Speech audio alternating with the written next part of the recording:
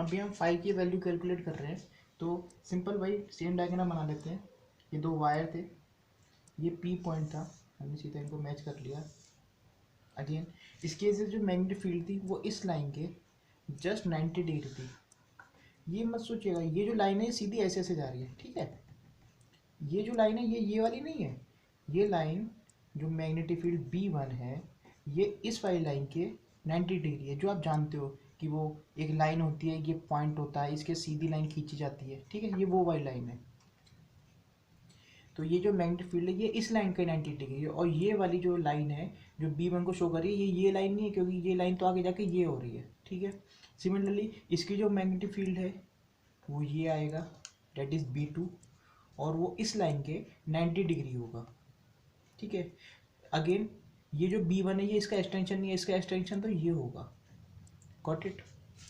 अब हमने इसके वेक्टर ब्रेक किए थे, तो हम एक हॉरिजॉन्टल ड्रॉ कर लेते हैं, ठीक। सीधे अच्छा से लिख देते हैं, सुंदर। ये B1 तो हमारा ये आया था B1 cos फाई। फाई कहाँ से आया? आप वेक्टर में पढ़े होंगे कि जब भी हम कोई वेक्टर लेते हैं तो उसका हॉरिजॉन्टल के साथ में कोई भी एंगल मान लेते हैं, चाहे थीटा मान लो चाहे आप फाई मान लो। तो हमने यहाँ पे फाई मान लिया। ये B1 cos फाई हो गया, ये B1 sin फाई हो गया, ठीक है। फिर अगेन यहाँ पे एक और एरो बना के इसको लिख देंगे B2 cos फाई, और ये हो गया नीचे B2 sin फाई। मैंने आपको बताया था कि अगर आप ऑप्शंस देखोगे तो हमारे ऑप्शंस में आंसर के अंदर फाई या थीटा ऐसा कुछ नहीं, सीधा सीधा ए आर इन सब की वैल्यू के अंदर आंसर दिया। तो ये अंडरस्टूड है कि हमें यहाँ से फाई को एलिमिनेट करना होगा, क्योंकि हमने फाई को लेट किया है, हमें क्वेश्चन में नहीं दिया हुआ था।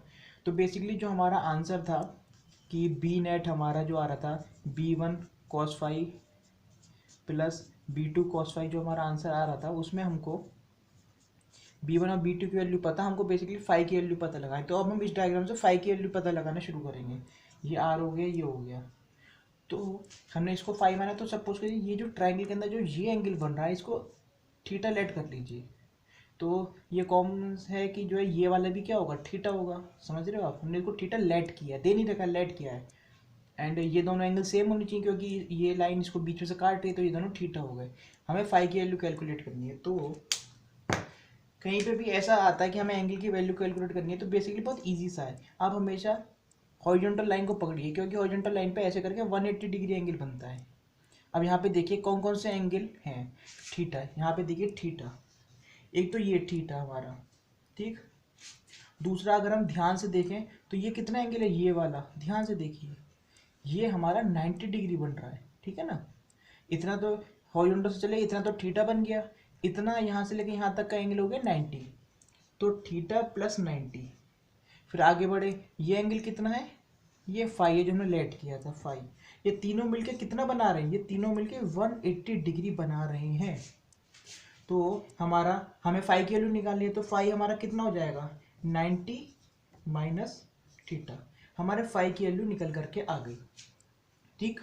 अब हमें इस वाले फाई की वैल्यू आ गई, बस हमें तो दोनों जगह फाई की वैल्यू पुट करनी है। तो बस बेसिकली ये आ गया। यहाँ से हम कॉस फाई की वैल्यू निकालेंगे, तो कॉस फाई हो जाएगा कॉस 90 माइनस थीटा, और कॉस 90 माइनस थीटा कितना होता है, साइन थीटा।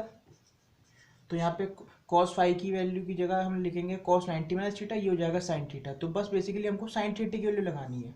साइन थीटा यहाँ से हो जाएगा, sine theta will be equal to perpendicular upon hypotenuse, यानी ए बाई आर। तो जब आप आंसर करोगे, जो मैंने सॉल्यूशन फोटो में भेजा उसमें देखना, आपको समझ आ जाएगा। तो बेसिकली आपने एंगल की वैल्यू कैलकुलेट करना सीख लिया, बस।